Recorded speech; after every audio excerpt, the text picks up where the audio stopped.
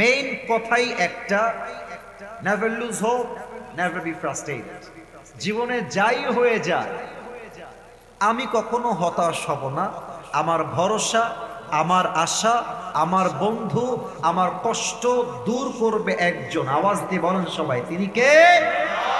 This is the central theme and subject matter of this surah, and that is, you can't be frustrated in your entire life. জীবনে যাই হয়ে যাক হতাশ হওয়া যাবে না, ভরসা হারানো যাবে না। ভরসা রাখবেন এক সপ্তাহের উপরে। আওয়াজ দিয়ে বলেন সবাই, তিনি কে? কিছু কথা কনস্ট্রাকটিভলি বলছি এই ওয়াজের মূল কথার মাঝে, একটু ভালো করে বুঝবেন। আমাদের যে জীবনটা আছে, দুনিয়ার জীবন, this life of ours is full of trial and test. জীবনের যে কোনো সময়, যে কোনো মুহূর্তে, যে কোনো পরীক্ষা দিতে হতে পারে, যে কোনো কষ্ট আসতে পারে। আমাকে উত্তর দেন তো, আমাদের প্রিয় নবীজির নাম কি ছিল? মুহাম্মাদুর রাসূলুল্লাহ সাল্লাল্লাহু আলাইহি ওয়াসাল্লাম। আমি সবাইকে একটা কথা গ্যারান্টি দিয়ে বলতে চাই, একটা কথা, আপনার পুরো জীবনে আপনি যত কষ্ট করেছেন, আমার নবীর জীবনে একটা দিন এমনও কষ্টের গেছে, আপনার পুরো কষ্ট রাখবেন জীবনের এক পাল্লায়, নবীর একদিনের কষ্ট রাখবেন আর এক পাল্লায়। নবীর একদিনের কষ্ট আপনার পুরো জীবনের কষ্টের চাইতে 1000 গুণ বেশি ভারী হয়ে যাবে, ঠিক কিনা বলেন? তার মানে our prophet, he faced more powerful struggle than we did. যে কষ্ট আমরা করছি এর চাইতে 1000 গুণ বেশি কষ্ট আমাদের প্রিয় নবী দুনিয়ার থেকে করে দুনিয়ার থেকে বিদায় নিয়ে চলে গিয়েছে, ঠিক কিনা বলেন? তাহলে এটার মূল কথা কি? যত যাই হয়ে যাক হতাশ হওয়া যাবে না। এবার বলেন, প্রত্যেক সূরা যে নাজিল হয় এটা কিন্তু তাফসীরের চ্যাপ্টার, ডান বাম করলে কথা বুঝে আসবে না। প্রত্যেক সূরা যে কোরআনে নাজিল হয়েছে, কখন নাজিল হয়েছে, কোন প্রেক্ষাপটে নাজিল হয়েছে, এটার একটা শানে নুজুল, প্রেক্ষাপট, ব্যাকগ্রাউন্ড বলেন তো সবাই, আছে না নাই? এই সূরার প্রেক্ষাপট কি এবার আমি বলছি হাদিস থেকে। আল্লাহর হাবিবের কাছে প্রায় সময় আল্লাহ ওহী নাজিল করতেন। 2 দিন পরে, 3 দিন পরে, 1 দিন পরে ওহী নাজিল হতো। হঠাৎ করে দীর্ঘ লম্বা সময় 7 দিন, কোথাও আসছে 18 দিন, কোথাও আসছে 2 মাস, কোথাও আসছে 3 মাস, ওহী নাজিল হয় না। আল্লাহ তাআলা কোরআনের আয়াত নাজিল করেন না, জিবরাইল আর আসে না। কাফেররা বলল, মুহাম্মদ নতুন কোন আয়াত আছে নাকি? নবীজি বলছেন, না, নতুন কোন আয়াত এখনো আসে নাই। 7 দিন যায়, 10 দিন যায়, এই মুহাম্মদ, নাউজুবিল্লাহ, কেমনে ডাকে কাফেররা, কোথায় তোমার রব, কোথায় জিবরাইল, কোথায়? আয়াত আসে না কেন? ওহী নাজিল হয় না কেন? মুহাম্মদ, ও আচ্ছা আচ্ছা, তার মানে মুহাম্মদের রব মুহাম্মদ রে ভুইলা গেছে। নাউজুবিল্লাহ করবেন না। আবু লাহাবের স্ত্রী বলছে, মুহাম্মদ তোমার শয়তানটা কোথায়? এটা তো মুসলমানদের নাউজুবিল্লাহ না, জোরে বলেন সবাই নাউজুবিল্লাহ। শয়তান বলে কাকে বোঝাচ্ছে? জিবরাইলকে। আস্তাগফিরুল্লাহ, মাআযাল্লাহ, নাউযুবিল্লাহ। নবীজি এই কথা শুনে চুপ করে বসে গেছে। আমার ওহী নাজিল হয় না কেন? আমি কোনো ভুল করে ফেললাম? আমার কি কাজে কোনো ব্যাঘাত ঘটে গেছে? আল্লাহ কি আমাকে আর ভালোবাসে না? আল্লাহ কি আমাকে পছন্দ করে না? নবীজি একটু হতাশ। আল্লাহ বললেন, নবী, নেভার লুজ হোপ, হতাশ হবেন না। আমি আল্লাহ আপনার হতাশা দূর করতে সূরা দুহা নাজিল করে দিলাম। সুবহানাল্লাহ। এটা হচ্ছে এই সূরার শানে নুজুল বা প্রেক্ষাপট। এবার আপনাদেরকে আমি তাফসীরের মূল আয়াতে চলে যেতে চাই। আপনারা বলেছেন মনে আছে এই সূরার আয়াত সংখ্যা কয়টা যেন? আমার ভাই খুবই অ্যাক্টিভ, ভালো লাগছে, বলেন সবাই কয়টা? 11টা। এই 11টা আয়াতকে আমরা 4টা ভাগে ভাগ করতে চাই। হাত দেখেন, 1 2 3 4, কয় ভাগ? 4টা ভাগে আমরা তাফসীর করব আজকে এই সূরা দুহার থেকে। প্রথম 2 আয়াত 1 and 2, These are two optimistic oath. প্রথম এবং দ্বিতীয় আয়াতে কসম দিয়েছে একজন, তিনি কে? দুই আয়াত কসমের আয়াত, 3, 4, 5। এই 2 নাম্বার চ্যাপ্টারের 3টা আয়াতে, এটা এমন 3টা আয়াত, it negates the feelings of being worthless in the eyes of Allah subhanahu wa ta'ala. মাঝে মাঝে যে মনে হয় আল্লাহ মনে হয় আমারে ভালোবাসে না, আল্লাহ মনে হয় আমাকে মহাব্বত করে না, আমার জীবনে এত কষ্ট আসলো কেন, আমার বউ ভালো নয়, আমার এইটা নাই, আমার সেইটা নাই, আমার রব মনে হয় আমাকে আর পছন্দ করে না, এই যে চিন্তা আসে, এই চিন্তাকে এই 3 আয়াতে দূর করেছে একজন। আওয়াজ দিয়ে বলেন সবাই, তিনি কে? It negates the feelings of being worthless in the eyes of Allah subhanahu wa ta'ala. আল্লাহ বুঝাচ্ছে বান্দা, তোরে আমি ভালোবাসি, তোরে কেউ না বাসলেও আমি তোরে ভালোবাসি। সুবহানাল্লাহ। এবার আসেন 3 নাম্বার চ্যাপ্টার, অর্থাৎ 6, 7, 8। আমার সাথে বলেন, তাহলে বুঝবেন ভালো। 6, 7, 8, 3 নাম্বার ভাগ।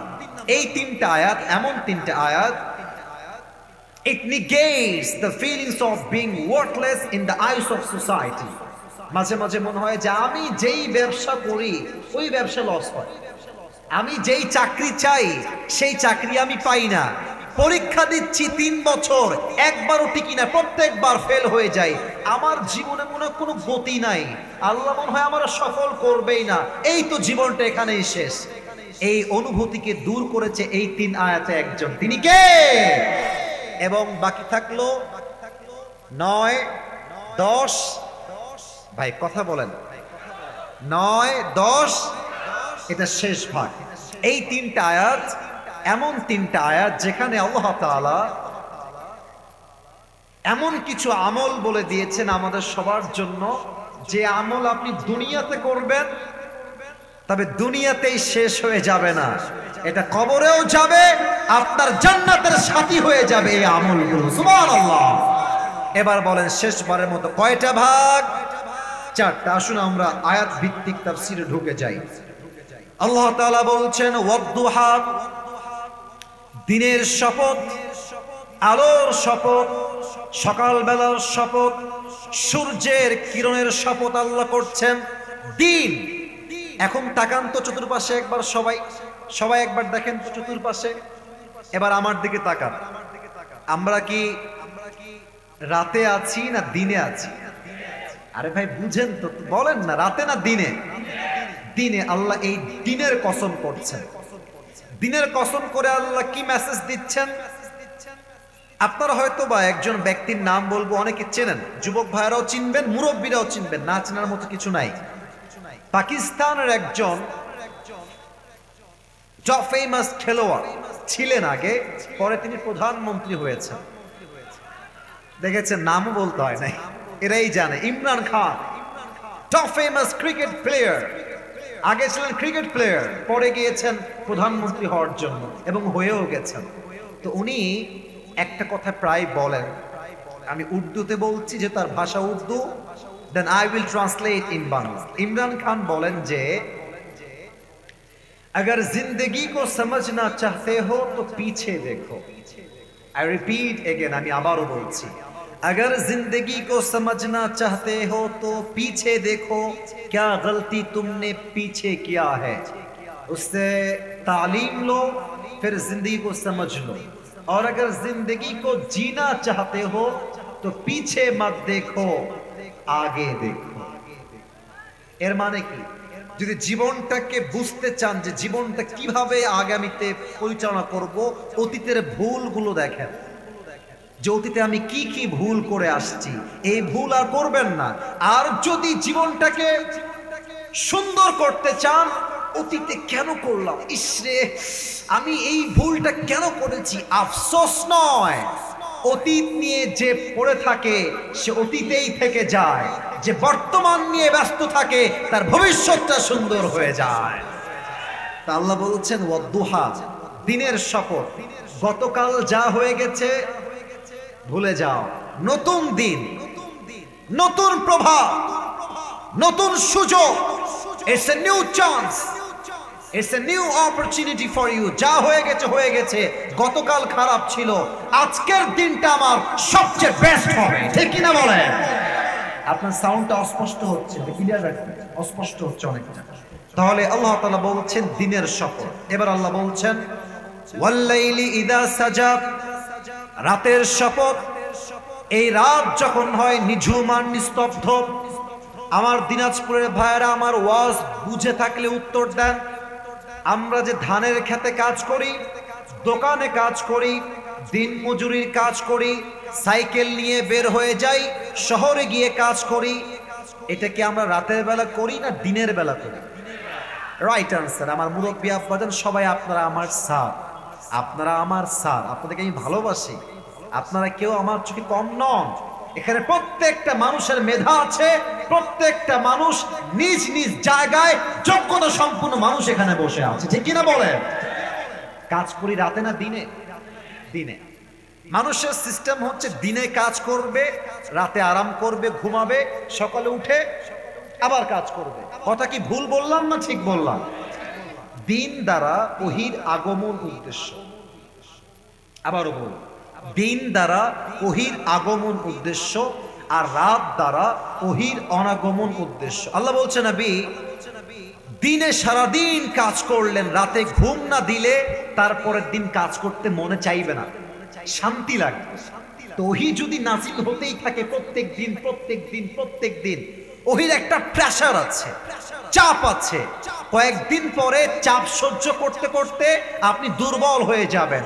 আপনি যেন দুর্বল না হয়ে যান, আপনার শান্তির জন্য আমি আল্লাহ তাআলা ওহীকে সাময়িক বন্ধ করে দিয়েছি। সুবহানাল্লাহ পড়েন সবাই। আপনারা বাইকের আওয়াজ পেয়ে সুবহানাল্লাহ কমে গেছে, হোয়াট ইজ দিস? বাইক কেন, প্লেন আসলে আওয়াজ কমবে না? পড়েন সবাই সুবহানাল্লাহ। এই হচ্ছে প্রথম দুইটা আয়াত। দ্বিতীয় তিন আয়াতে আমি কিছু ঘটনা বলতে চাই যেগুলো আপনাকে অনেক বেশি মোটিভেট করবে জীবনে আগানোর জন্য। আচ্ছা, আমার তো মনে হয় যে যারা এই পাশে আছে, যারা এই পাশে আছেন, যারা সামনে আছেন, যদি আমার ভুল না হয়, মানে যদি আমার চিন্তা ভুল না হয়, আমি সহ আমরা সবাই, আমরা তো খুব বড়লোক ঘরের ছেলে নই, আমরা সবাই মধ্যবিত্ত পরিবারের সন্তান। আমি কি ভুল বললাম না ঠিক বললাম? আপনারা হয়তো বা যারা আমাকে ফেসবুকে আগে কখনো দেখেছেন তারা জানবেন যে আমি কোনো একটা ওয়াজে বলেছিলাম যে মধ্যবিত্ত পরিবারের সন্তান মানেই একটা ব্র্যান্ড। যুবক ভাইরা, আমরা কেন ব্র্যান্ড? মধ্যবিত্ত কেন ব্র্যান্ড হবে? কারণ কি হুজুর? মধ্যবিত্ত পরিবার ছেলেকে আপনি সাইকেল দিবেন তাও চলবে, বাইক দিবেন তাও চলবে, কার দিবেন তাও চলবে, বলবেন হেঁটে হেঁটে আসো তাও চলবে। আপনি ভাত দিবেন, ডাউল দিবেন চলবে, ভাত দিবেন, আলু ভর্তা দিবেন তাও আমার চলবে, ভাত দিবেন, সবজি দিবেন তাও আমার চলবে, ভাত দিবেন আর কিছুই দিবেন না, এক গ্লাস পানি আর একটা মরিচ দিবেন, এক প্লেট ভাত, পান্তা মরিচ, এটাই আমার চলবে। আমি বড় ঘরের খেয়ে দে ধাপুস ধুপুস করে বড় হওয়া ব্রয়লার মুরগি নয়। আমি মধ্যবিত্ত পরিবারের সন্তান, কঠোর পরিশ্রমী সন্তান আমরা সবাই।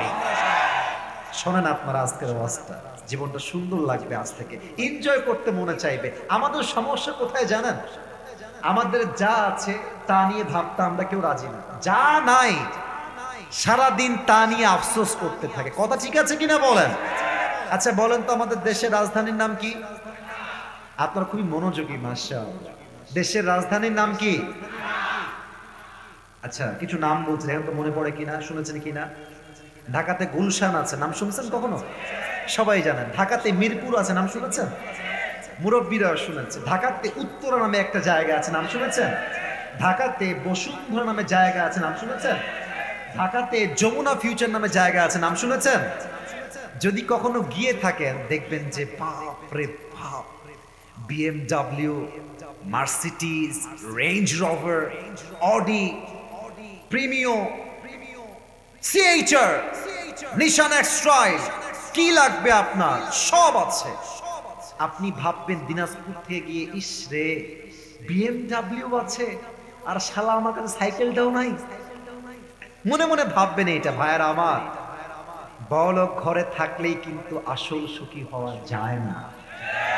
কোটি কোটি কোটি টাকার মালিক, রাতের বেলা ঘুম নাই, ঘুমের ওষুধ খাইতে হয়। আর রিক্সা চালায় খায়, ভ্যান চালায় খায়, বালিশও লাগে না, ঠ্যাং একটা ঠ্যাঙের উপর তুলে আরামে রিক্সায় ঘুমিয়ে যায়। টাকা থাকলে আসল সুখী হওয়া যায় না। আচ্ছা খেয়াল করেন, একটু ভালো করে বুঝবেন, আপনি যদি আল্লাহর উপরে ভরসা না করতে পারেন মুরব্বী এবং যুবক ভাইরা, মায়েরা, বোনেরা, আপনি যতই টাকা পান ওই টাকা দিয়ে আপনি সুখের সন্ধান কখনো খুঁজে পাবেন না। আচ্ছা রংপুর তো এখান থেকে 1.5-2 ঘন্টা হবে নাকি? রংপুর শহরে দেখবেন যে ছেলে পেলে, বা দেখেছি তো আমি নিজেই, R15, জিক্সার, FZ, ফিজার নিয়ে কি ভাব। তা আমাদের দিনাজপুরের সাধারণ কোন ছেলে যদি সেই রংপুরে গিয়ে দেখে এত শান শৌকত, ভাববে R15 পাইলে মনে রাখবে না। না না, আজকে R15 কিনতে পারো, কালকে গিয়ে দেখবা মেইন রোডে বাসের তলে পড়ে আছে। কিছু পাইলেই যে সুখী হবা তা নয়, মাঝে মাঝে পাওয়ার মধ্যে সেই সুখ পাওয়া যায় না যে সুখটা হারানোর মধ্যে পাওয়া যায়। যুবক ভাইরা, যেটা বলছিলাম, আল্লাহ বলছেন যখন তুই মধ্যবিত্ত পরিবারের ছেলে হবা, মনে হবে যে কিরে আমার তো টাকা নাই, গাড়ি নাই, বাড়ি নাই, জমি নাই, চাকরি নাই, ব্যবসা নাই, আল্লাহ মনে হয় আমারে ভালোবাসে না। আল্লাহ বলছেন বান্দা শোনো আমার কথা, মা ওয়াদ্দাআকা রাব্বুকা ওয়া মা ক্বালা। দুনিয়ার সবাই তোমাকে ভুলতে পারে, সবাই তোমার হাত ছাড়তে পারে, বাট তোমার হাত ছাড়বে না একজন। আওয়াজ দিয়ে বলেন সবাই, তিনি কে? এবার ছোট্ট একটা ঘটনা আমার জীবন থেকে মনে পড়ে গেল, তাফসীরের মাঝে বলা যাবে নাকি যাবে না? না, পারমিশনটা ভালো করে পাইনি, বলা যাবে নাকি যাবে না? আমি তো ওয়াচ করছি প্রায় 3 থেকে 4 বছর যাবত আমার এই লাইনে এন্ট্রি নেওয়া বা প্রবেশ করা। আমি যখন ওয়াজের ক্যারিয়ার শুরু করি, it has been maybe 3 years or 4 years back, 4 বছর আগের কথা। তো আমার নাম্বার ইউটিউবে দেওয়া ছিল। তৎকালীন সময়ে যত কল আসতো আব্বাজান, যুবক ভাইরা, আমি নিজেই রিসিভ করতাম, আমি নিজেই কথা বলতাম, নিজেই যোগাযোগ করতাম। তো একদিন আসরের নামাজের পরে হয়তো বা বাসায় বসেছিলাম, বাসায় হবে maybe, I am not sure about it, অনেক নায়ের কথা। তো কল আসলো, আমি আসসালামু আলাইকুম, কে বলছেন? তো দেখলাম যে একজন মা বা একজন মেয়ে অপর সাইড থেকে আমাকে বলছে ওয়ালাইকুম আসসালাম, আপনি কি অমুক হুজুর বলছেন? বললাম জি বলছি। কি বিষয়ে কল দিয়েছেন, কে বলছেন? কথা জাস্ট জিজ্ঞেস করছি যে আমি আসিফ হুজুর বলছি, কথা বলে সামনে আগাচ্ছি, হঠাৎ করে মহিলা চিৎকার দিয়ে মোবাইল ফোনে কান্না শুরু করে দিয়েছে। আমি তো মনে করেন যে এমনি নতুন মানুষ ফিল্ডে, আবার মহিলা কান্না করছে, আল্লাহ কি চক্করে পড়লাম রে, এটা ভয় পেয়ে গেছি। আমি বললাম যে মা প্লিজ স্টপ, কি বলবেন আমাকে বলেন, আমি আছি, সলিউশন যদি আমার নলেজে থাকে আমি আপনাকে সলিউশনটা দেওয়ার বেস্ট লেভেল থেকে ট্রাই করবো, আপনি আমাকে বলেন যে আপনার কান্নার মূল কারণ কি। তো উনি বললেন যে বাবা, আমি আপনাকে কল দিয়েছি, আমি আপনার মায়ের মতো, আমি এখন আইসিইউ রুমে আছি, ডাক্তার আমাকে বলেছেন যে আমার হায়াত হয়তো বা 7 দিনের বেশি আর নাই, আমি মারা যাব। তা আমার মনে হচ্ছে বাবা, আমার ছেলে, আমার বাবা, মা, ভাই, বোন, স্বামী, মনে হচ্ছে কেউ আমার সাথে নাই, সবাই আমার পর হয়ে গেছে। মনে হচ্ছে দুনিয়াতে আমি পৃথিবীতে সবচাইতে এক অসহায় নারী, আমার মতো অসহায় আর কেউ নয়। আপনি আমাকে কিছু বলেন যেন আমি বাঁচতে পারি, আমি একটু আশার আলো দেখতে পাই। আমার মনে পড়ে গেল মা ওয়াদ্দাআকা রাব্বুকা ওয়া মা ক্বালা। আমি বললাম আম্মা জান, 2টা কথা মাথায় রাখবেন। এক, সবাই দুনিয়াতে স্বার্থপর হতে পারে, আমার আল্লাহ কিন্তু স্বার্থপর নয়। সবাই বিপদে বেঈমানি করতে পারে, বউটাও বিপদে বেঈমানি করতে পারে, বন্ধু বিপদে বেঈমানি করতে পারে, বাট আমার রব আমার সাথে আগেও বেঈমানি করে নাই, এখনো বেঈমানি করছে না, আগামীতেও বেঈমানি করবে না। যুবক ভাইরা, আল্লাহ আপনার সাথে আছে, 1 নাম্বার। 2 নাম্বার, আম্মা জান, ডাক্তারের কথা আপনি কেন বিশ্বাস করবেন?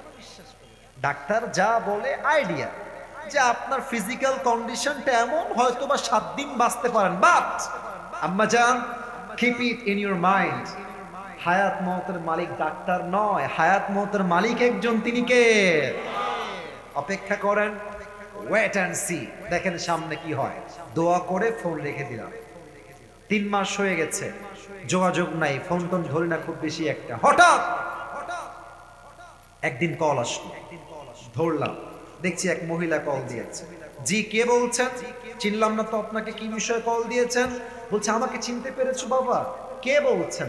ওই যে তোমাকে আইসিইউ রুম থেকে কল দিয়েছিলাম। বলছে যে চিনতে পেরেছো এবার? আমি বললাম হ্যাঁ আম্মা জান, চিনতে পেরেছি। আপনি বেঁচে আছেন?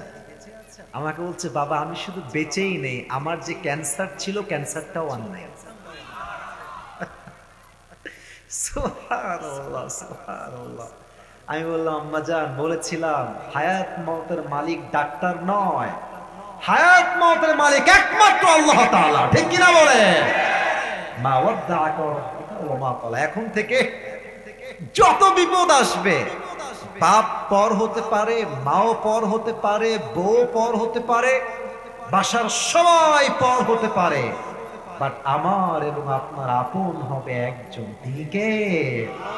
এটা হচ্ছে 3 নাম্বার আয়াত। 4 নাম্বার আয়াত, ওয়ালাল, এই সোনামণি, এই যে কই যায়? বসেন। কি ওয়াশরুমে যাবে? ঠিক আছে, আমার সময় তো বেশি নেই, একটা দিন এসেছি, 1 ঘন্টা কেবল ওয়াজ করলাম। ভাই আমার 1 ঘন্টায় ওয়াজ মন ভরে না, আমার তো আরো ওয়াজ করতে হবে। কি বলছেন? আমার 1 ঘন্টা হয়েছে আমি জানি, কিন্তু আমি আর 10 মিনিট কথা বলতে চাই, ও সময় দেওয়া যাবে না, তাই না? যাবে তো, আওয়াজ হয় নাই, যাবে নাকি যাবে না? নারে তাকবীর। আল্লাহ তাআলা বলছেন ওয়ালাল আখিরাতু খায়রুল লাকা মিনাল উলা। হে নবী, মাথায় রাখবেন আজকের দিনটা খারাপ হতে পারে, কালকের দিনটা ভালো করে দিবে একজন। আওয়াজ দিয়ে বলেন সবাই, তিনি কে? আপনারা সবাই শহীদ আল্লামা দেলোয়ার হোসেন সাইদি হুজুরের নাম শুনেছেন না? মুরব্বীরা তো পাগল হবেন তার জন্য, আমি নিজেও পাগল, আমার বাপও পাগল, আমার মাও পাগল। এমন একটা মানুষ, যুবক নাই, মুরব্বী নাই, মেয়ে নাই, মহিলা নাই, যেই তার ওয়াজ শুনে সেই তার পাগল হয়ে যায়, ঠিক কিনা বলে? আল্লাহ ওনাকে জান্নাতের উঁচু মাকাম নসিব করো, পড়না আমিন। আপনাদের মনে আছে কিনা আমি জানি না, বাট আমার মনে আছে। প্রত্যেকটা ইতিহাস আমার বুকে লেখা আছে, এগুলো আমি খুব ধারণ করে চলি। সাদি সাহেবকে বলা হয়েছিল তিনি হচ্ছেন রাজাকার। আমি কি ভুল বললাম না ঠিক বললাম? বলা হয়েছিল না যুবক ভাইরা, বলো। আচ্ছা, সাইদি সাহেবকে প্রায় কত বছর জেলে রাখা হয়েছে একবার ভাবেন। রাজাকার বলা হয়েছে কত বছর যাবত ভাবেন। আল্লাহ বলছেন সাইদি অপেক্ষা করো, ওয়ালাল আখিরাতু খায়রুল লাকা মিনাল উলা। এই দিনটাই আসল দিন নয়, আগামীতে একটা দিন আসবে যারা তোমাকে মিথ্যা ট্যাগ দিয়েছে তারা দেশ থেকে দিল্লি পালিয়ে যাবে, আর তুমি নির্দোষ ছিলা, এটা আমি আল্লাহ আগামীতে প্রমাণ করে দিব। যুবক ভাইরা, ওয়ালাল আখিরাতু খায়রুল লাকা মিনাল উলা। মুরব্বিরা আমার কথা খুব বুঝতেছেন, আপনার চোখ দেখে আমি বুঝতেছি। আজকে আপনাকে মিথ্যা অপবাদ দিচ্ছে লোকেরা, আরে বলেন যে যা, তোর যা মন চায় বল, যা, তোর যা প্রচার করতে মন চায় কর, যা। আমাকে অনেক মেয়ে আমাকে কল দেয়, আপনি আমাকে বিয়ে না করলে আমি ফাঁসি দিয়ে মরে যাব। তা আমি বলি বোন আপনি কি আবেগে আছেন না বিবেকে আছেন? বলে আমি বিবেকেই আছি। আমি বললাম বিবেকে থাকো তো মরার কথা আসতো না। আসিফ হুজুর তো মানুষ একটা, এ তো 10 জনকে বিয়ে করতে পারবে না। কথা ঠিক আছে কিনা বলেন? এটা আমি শো অফ করছি না, আমার কথা হচ্ছে একটা, কে মরলো, কে বাঁচলো, কে বদনাম করলো, কে কি করলো দেখার টাইম নাই। সময় আসলে কে সঠিক কে ভুল সময় তার প্রমাণ করে দিবে। যুবক ভাইরা, আর একটা ছোট্ট এক্সাম্পল দিয়ে দিই। মিজানুর রহমান আজহারী হুজুর, অনেকের মনে নাই, আমার মনে আছে। 2020 সালের শুরুতে দেশ থেকে তিনি চলে গেলেন মালয়েশিয়াতে। তৎকালীন ছিল আওয়ামী শাসন আমল। আওয়ামী লীগের তৎকালীন প্রধানমন্ত্রী যিনি ধর্মমন্ত্রী ছিলেন, আমি বলবো ধর্মমন্ত্রী নয়, তথাকথিত ধর্মমন্ত্রী। যুবক ভাইরা ঠিক কিনা বলো? উনি মাইক নিয়ে বললেন সাংবাদিকদের সামনে, এই আজহারি মাজহারি এগুলো সব জামাতের প্রোডাক্ট, এদের কথা বলে কোনো লাভ নাই। উনি বললেন, দেশ থেকে বিদেশ গেলেন। আল্লাহ বলেন আজহারি ওয়ালাল আখিরাতু খায়রুল লাকা মিনাল উলা। থামো আজহারি, একটু থামো, কিছুদিন অপেক্ষা করো। যারা তোমাকে দেশ ত্যাগ করতে বাধ্য করলো তারা একদিন লুঙ্গি তুলে পালিয়ে যাবে আর তুমি রাজার বেশে এসে আবার ফিরে আসবা। ये दिन दिन नहीं है, सामने और भी दिन बाकी है। এই জন্য আজকের দিনটা খারাপ হতে পারে, বাট আমার বিশ্বাস কালকের দিনটা নিশ্চিত আজকের চাইতে উত্তম হবেই হবে ইনশাআল্লাহ। তবে নাও হতে পারে, এটা সম্ভাবনা আছে। অনেকে কালকে ভালো ছিলেন, আজকে খারাপ আছে। আমি কি অবাস্তব বললাম না বাস্তব বললাম? তাদের জন্য আরেকটা তাফসীর আমি খুঁজেছি, তাফসীরে এটা এসেছে, দুনিয়ার জীবন যতই কষ্ট দিয়ে ভরপুর হোক, একটা দিন হবে, এটা হবে পরকালের দিন, হিসাবের দিন। আপনার যত যা হিসাব কমতি আছে সেই দিন প্রত্যেকটা হিসাব পাই টু পাই হয়ে যাবে। সুবহানাল্লাহ পড়েন। তাহলে পরকালের জীবনটা দুনিয়ার চাইতে উত্তম কেন? কারণ হচ্ছে দুইটা। আমার দুই হাত, দুই আঙ্গুল সবাই দেখেন। দুনিয়ার জীবন পরকালের চাইতে উত্তম নয়, পরকালের জীবন দুনিয়ার চাইতে উত্তম। কয়টা কারণ? না, এটা দিনাজপুরের সাউন্ড হইল না। বলো সবাই কয়টা? আরো জোরে কয়টা? এক, পরকালে ইনসাফ ভিত্তিক বিচার হবে। এবার আমার দুই হাত দেখেন, দুই আঙ্গুল না, দুই হাত। ইনসাফ বিচার কেমনে? আচ্ছা আমি আমাকে দিয়ে এক্সাম্পল দিই। আল্লাহ বলবে আসিফ হুজুরের দুই আমল নামা ওজন দাও, ডান আমল আর বাম আমল ওজন দেওয়া হবে। দুই হাত দেখেন, ডান আমল বাম আমল। আল্লাহ বলছেন ফাম্মা মান সাকুলাত মাওয়াজিনু ফাহুয়া ফি ঈশাতির রাদিয়া। আমার বান্দার ডান আমল যদি একটু, it's a very little bit, একদম অল্প, যদি একটু উঁচু হয়ে যায়, আল্লাহ বলবে যে আমার বান্দাকে জান্নাত দিয়ে দেন। আমার কথা না, কোরআনের কথা, কোরআনের কথা। আচ্ছা, ইনসাফ ভিত্তিক বিচার হয়। আরেকটা দেখেন রহমের বিচার হয়। দুই নাম্বার কারণ, এক বান্দা আসবে, এটা আমি শুনেছিলাম মাওলানা তারিক জামিলের থেকে, পাকিস্তানের একজন টপ ফেমাস স্কলার, এক সুন্দর অবাক করা হাদিসের ঘটনা। একজন যুবকের আমল নামা ওজন দেওয়া হবে। জান্নাতে যাওয়ার জন্য আমল লাগবে 151টা। আগে এইটা ক্লিয়ার হয়ে যাক, 100তে কয়টা? আপনারা আমাকে উত্তর দিবেন, আমি প্রশ্ন করছি। 100তে 51। বলেন সবাই 50। আল্লাহ বলবে ওজন দাও। অবাক করা বিষয় কি হবে জানেন? সমান সমান, এটাও 50, এটাও 50। মুরব্বীরা, যুবক ভাইরা, বুঝে থাকলে উত্তর দেন। জান্নাতে যেতে হলে এবার লাগে মাত্র কয়টা আমল? রাইট আনসার, জোরে কোন সবাই কয়টা? সুশীতল ছায়া বইছে, বাতাস বইছে। বলেন সবাই তাকবীর, নারায়ে তাকবীর। তো দুইটা আমল সমান সমান। দিনাজপুরের ছেলে বলবে আরে কোনো টেনশন নাই, বাপ তো আমার এখানেই আছে, আমার বাপ আমাকে আজকে একটা আমল দিবে। আব্বা একটা আমল, একদম হাসবেন। আব্বা কি বলবে জানেন? কে কে তুমি? কিসের বাবা? হাসবেন না, এটা হাসি কথা। कौन हो तुम, कहां से आए हो? मैं तुम्हारी बाप नहीं हूं, निकल जाओ यहां से, बेर हो जाओ। मौलाना तारिक जमील बोलें जुबकटा मायर काछे आसबे, अम्मा मुझे बस एक अमल की जरूरत है, मुझे एक अमल दे दो, मैं जन्नती हो जाऊंगा, मुझे बस एक अमल दे दो मेरी माँ। अम्मा एक अमल दो। माँ बोलबे के माँ? किसेर माँ? बेर हो जाओ, আমার কোনো ছেলেই নাই। কে ছেলে? যাও বের হও। বাপ, মা, ভাই, বোন, বউ, কেউ একটা আমল দিবেন। যুবকটা কেমনে বসে থাকবে আমি একটু প্র্যাকটিক্যালি বোঝাই। প্র্যাকটিক্যাল, এই যে ডান হাঁটু আর বাম হাঁটু, এটাকে উঁচু করে এই গলা পর্যন্ত নিয়ে আসবে। আচ্ছা, এটা বুঝাই দিলাম। আর এই দুই হাতটা এমনে দিয়ে চুপ করে বসে বসে কান্না করবে হাসরের ময়দানে। একজন যুবক আসবে, এসে বলবে ভাই তুমি ইতনি টেনশন মে क्यों हो, तुम इतनी परेशान क्यों हो, এত চিন্তা কিসের তোমার? সে বলবে ভাই तुम कौन होते हो पूछने वाले, मेरी बाप ने मुझे हेल्प नहीं किया, माँ ने भी नहीं किया, तुम कौन होते हो मददगार मेरे लिए? তুমি কে? এই বের হও তো ভাই, তোমার দ্বারা কোনো সাহায্য আমার হবে না। अरे भाई मुझे बताओ तो सही तुम्हें क्या चाहिए, हो सकता है कि मैं तुम्हारी मदद कर भी सकता हूं, আমি তোমার সাহায্য হয়তো করতেও পারবো, বলো তোমার কি লাগবে। অনেক কাকুতি মিনতি করে সে বলবে, भाई मुझे बस एक अमल की जरूरत है, मुझे अगर एक अमल मिल जाए तो मैं जन्नती बन जाऊंगा।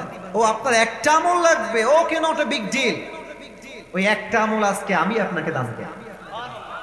সুবহানাল্লাহ, আমার কানে আসে নাই? আর একটু বেশি আসে নাই, জোরে বলেন। मैं तुम्हें एक अमल देना चाहता हूं, तुम लेना चाहते हो कि नहीं ये मुझे बताओ, আমি তোমাকে একটা আমল দিব। চশমাটা খুলছি, রিঅ্যাকশন দেখেন। ও যখন বলবে যে একটা আমল আমি তোমাকে দিব, সত্যি ভাই খুশিতে পাগল হয়ে যাবে। একটা আমল হলে তো জান্নাতি রে ভাই, এই তো দুনিয়ার সুখ নয়, এটা আখিরাতের চিরন্তন সুখ যুবক ভাইরা, ঠিক কি না বলো? তো চোখগুলো ছানা বড়া হয়ে যাবে। আরে ভাই আপনি কি মজা করছেন? একটা আমল দিবেন তো? আরে ভাই আপনি নিবেন কিনা তাই কম, আরে দেন দেন। একটা আমল নিয়ে সোজা আল্লাহর কাছে, আল্লাহ अब दे दो मुझे जन्नत। একটা আমল তো পেয়ে গেছি 50, কয় তো হয়ে গেছে 50, अब मुझे जन्नत में दाखिल करा दो। আল্লাহ বলবে এই কি রে আমল তুই কই পাইলি রে?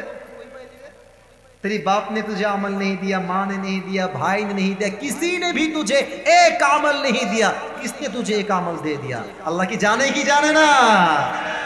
तो बोलबे अल्लाह ये किसी ने भी नहीं दिया, ये जो मेरी भाई यहाँ पे खड़ा है हादा अखी, ये मेरा भाई है, इसने मुझे एक अमल दिया है। अल्लाह এই ভাইটা আমাকে একটা আমল দিয়েছে। আল্লাহ বলবে এই মাথা ঠিক আছে? বাপ দেয় না, মা দেয় না, তুই কি রে মায়ের থেকে মাসির দরদ বেশি নাকি রে বাবা? तूने क्यों एक अमल दे दिया उसको, क्यों दिया तूने एक अमल? ওই যুবক বলবে আল্লাহ मेरे पास अमल बस एक ही है, अगर ये है तो भी मैं जहन्नम में जाऊंगा, अगर ये अमल नहीं है तो भी मैं जहन्नम में जाऊंगा, और है ये भी बराबर, नहीं है तो भी बराबर, আমি জাহান্নামী কনফার্ম, কোনো সন্দেহ নাই। আমার কাছে আছেই মাত্র, বোঝে নাই রে, আছেই মাত্র। তা আমি ভাবলাম যে আল্লাহ যেহেতু আমি জাহান্নামী হয়েই গেছি, এই একটা দিয়ে আমি আর কি করব। তা আমি ভাবলাম এই একটা আমল ভাইকে দিয়ে দিই, দয়া করে দেই, মায়া করে দেই, আমার ভাই জান্নাতি হয়ে যাক, আমি দয়া করে মায়া করে একটা আমার ভাইকে দান করে দিই। সুবহানাল্লাহ। আল্লাহ বলবে ও আচ্ছা तू मुझसे भी बड़ा मेहरबान बनना चाहता है, তুই কি তো রবের চেয়ে বেশি দয়াময় হয়ে গেলি? না, আনার রহমান, আনার রহিম, I am the most merciful, I am the most gracious, I am the most kindful Lord, मुझसे बड़ा मेहरबान और कोई भी नहीं हो सकता। ऐ मेरे बंदे तुझे एक अमल मिल गया है ना, 51 हो गया है, जा तू जन्नत में चले जा, लेकिन तू अकेले जन्नत में मत जाना, जिसने तुझे एक अमल दिया है तू भी जन्नत में जा, उसे भी साथ लेकर दोनों जन्नत में चले जा। একা যাবি কেন? যা ভাইকেও নিয়ে যা, কারণ আমার মতো দয়াময় রব অন্য কেউ হতে পারে না। বলেন সবাই সেই রব কে? আল্লাহ আমার রব, এই রবই আমার সব। বলেন না আল্লাহ আমার রব, এই রবই আমার সব, দমে দমে তনু মনে তারি অনুভব। তোমার দুনিয়াতে আমি যেদিকে তাকাই, অথই নিয়ামতে ডুবে আছি সবাই, পাখপাখালির কণ্ঠে শুনি তাসবিহ কল রব, তাসবিহ কল রব। পড়েন সবাই আল্লাহ আমার রব। বলেন তো সবাই আমাদের রব সবার একজন, তিনি কে?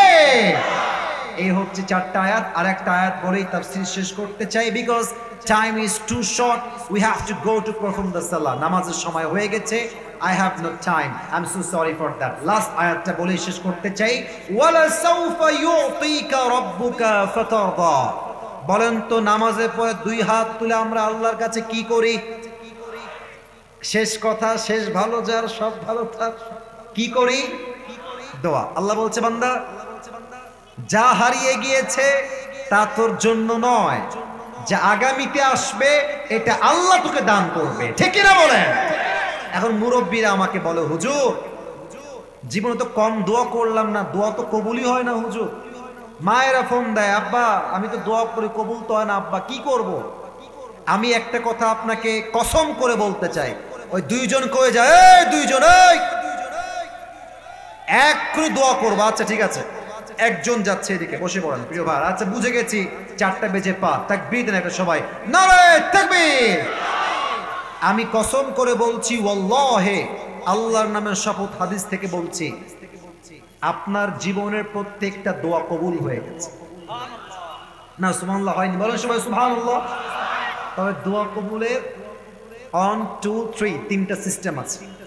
তিনটা, এক, এখনই চাইবেন, আল্লাহ বলবে যা এখনই দিয়ে দিলাম, এক। দুই, এখনই চেয়েছেন, আল্লাহ বলবে এখন না, এখন না, আরো 1 বছর পরে দিলে তোর জন্য ভালো হবে, এখন না, আরো পরে দিবে একজন, তিনি কে? আর এক, আল্লাহ বলছে এখনো দিব না, পরেও দিব না। ওই কিয়ামতের দিন, যেই দিন আটকায় যাবি একটা আমলের জন্য, 2টা আমলের জন্য, আমি আল্লাহ সেই দিন তোর এই দোয়াকে ওয়াসিলা করে জাহান্নামের খাতার থেকে তোর নাম মুছে দিয়ে তোকে আমি জান্নাতি বান্দা হিসেবে কবুল করে নেব। ওয়ালা সাউফা ইউতিকা রাব্বুকা ফাতারদা, যা হারিয়ে গিয়েছে, যা পান নাই পাই নাই শেষ, আমার ভরসা আছে আল্লাহর উপরে, আমি যা হারিয়েছি এর চাইতে অধিক উত্তম আমাকে দিবে একজন, তিনি কে?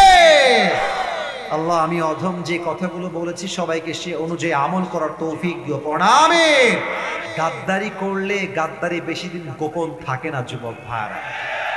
যারা দেশ নিয়ে খেলেছে, দেশের জাতির বিশ্বাস নিয়ে খেলেছে, স্পষ্ট ভাষায় বলতে চাই, গততেও তাদের পতন ঘটেছে, আগামীতে যারা স্বৈরাচারী করবে, দেশ নিয়ে দুর্নীতি করবে, জাতির সঙ্গে বেঈমানি করবে, তাদের পতন আল্লাহ নিজেই নিশ্চিত করে দিবে। দিনাজপুরের ভাইরা আমার, গাদ্দারি কইরেন না। বেঈমানি করলে আপনি সাময়িক জিতে যাবেন, বাট মনে রাখবেন উপরে একজন আছেন, উনি সব দেখে, কে ईमानदार और के बेईमान।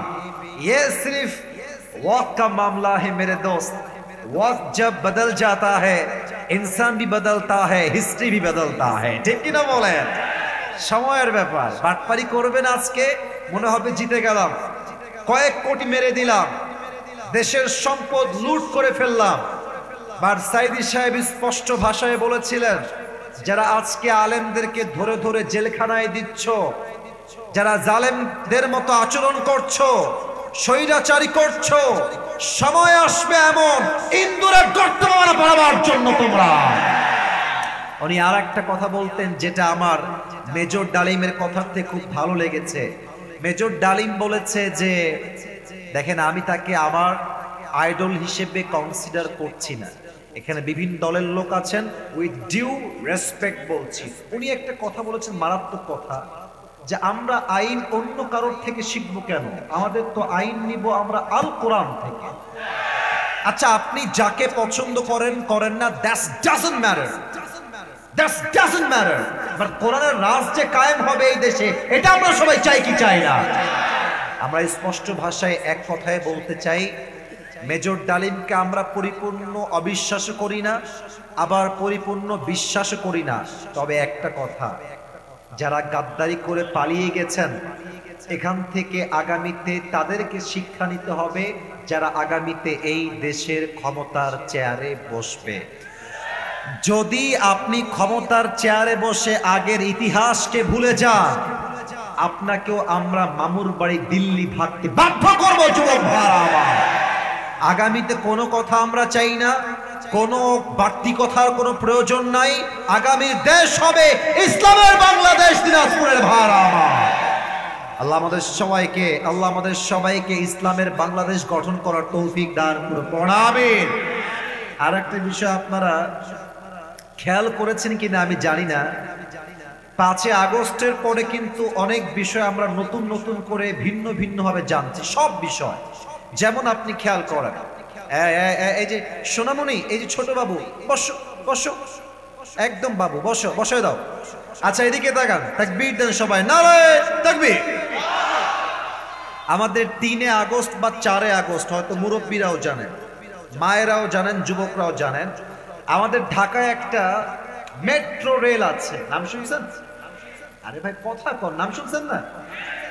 আপনারা দেখেছেন মনে হয়, যেখানে একটা সংঘর্ষের কারণে আগুন লেগে গেছে। তো আমাদের যিনি মাননীয় প্রধানমন্ত্রী কনফার্ম জান্নাতি আমাদের আপা ছিলেন, তো তিনি মিডিয়ার সামনে এসে বললেন যে মেট্রো রেলে আগুন লেগে গেছে, ঠিক করতে আমার 300 কোটি টাকা লেগে যাবে। আমি বললাম 300 কোটি টাকা? এত বড় লস ছাত্ররা করলো, কাজটা মোটেও ঠিক করে নাই। পরে দেশের ক্ষমতা চেঞ্জ হলো, ডক্টর ইউনূস সাহেব আসলেন। 300 কোটি আর ইয়ে তো বহুত দূর কি বাত है, 300 কোটি বহুত দূর কি বাত है, 20 কোটির কমেই ঠিক হয়ে গেছে। এবার আমাকে আপনারা বলেন, আপনারা সবাই ইনসাফ ভিত্তিক, আমি কোন রাজনৈতিক দলের লোক নই, টু বি অনেস্ট, আমি কোন রাজনীতি করি না, তবে করতে হবে। রাজনীতি ছাড়া দেশের চিত্র পরিবর্তন করা যাবে না যুবক ভাই। পরে কি দেখলাম 20 কোটির কমে ঠিক হলো। তাহলে মেসেজটা কি পেলেন? এইরকম করে করে করে 300 কোটি নয়, 3 লাখ কোটি দেশের মাটির থেকে বিদেশের মাটিতে পাচার হয়ে গিয়েছে যুবক ভাই। আগামীতে এই ফকির দেশ আমরা চাই না। আগামী দেশ হবে উন্নয়নের বাংলাদেশ। আজহারী সাহেব বলেছেন যে এক দল খেয়ে গেছে, আর এক দল খাওয়ার জন্য বসে আছে, আর এক দলের গা গরম হয়ে গেছে। What is this? What is this? উনি তো কোন দলের নাম উল্লেখ করে নাই, করেছে নাকি রে ভাইয়া? কোন দলের নাম নিয়েছে না। আমাদের কথা একটা, রাজনীতি করবেন ভোগের জন্য নয়, রাজনীতি করবেন আল্লাহর জমিনে আল্লাহর দ্বীন কায়েমের জন্য যুবক ভাইরা, ঠিক কিনা বলেন? আল্লাহ আমাদের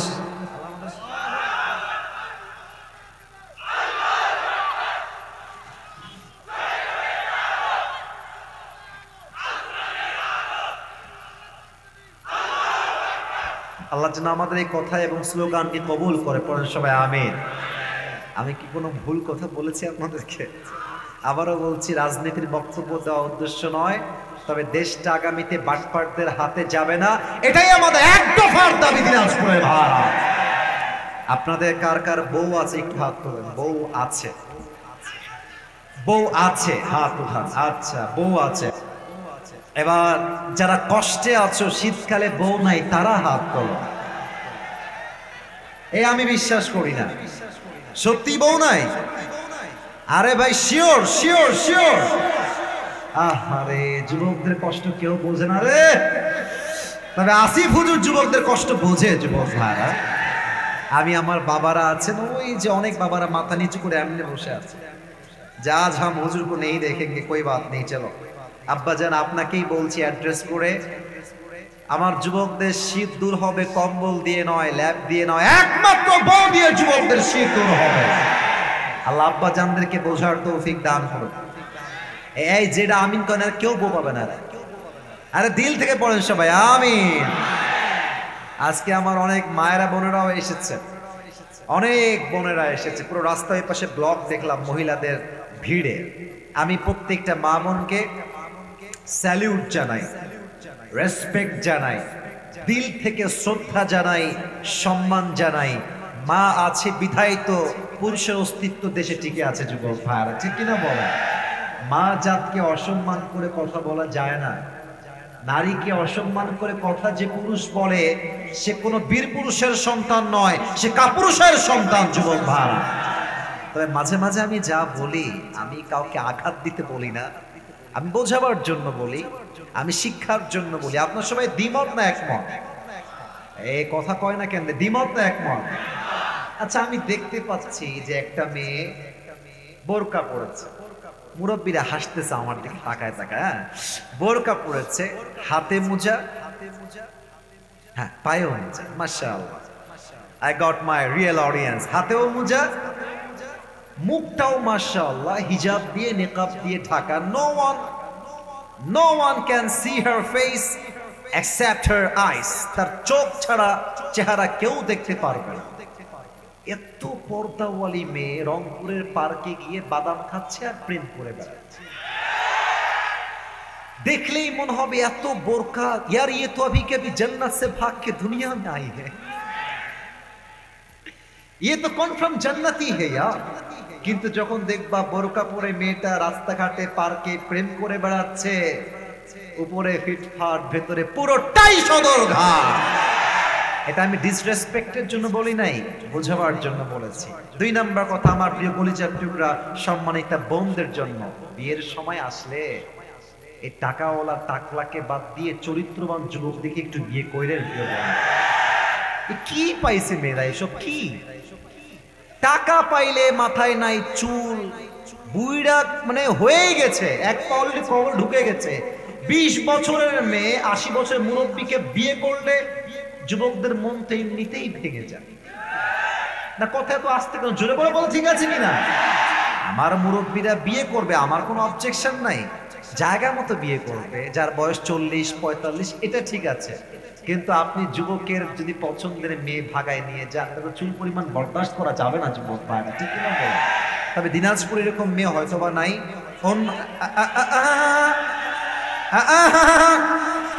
নাই নাই, যদি থাকে 1-2 জন, আল্লাহ হেদায়েত দান করুন। পরে সবাই আমিন।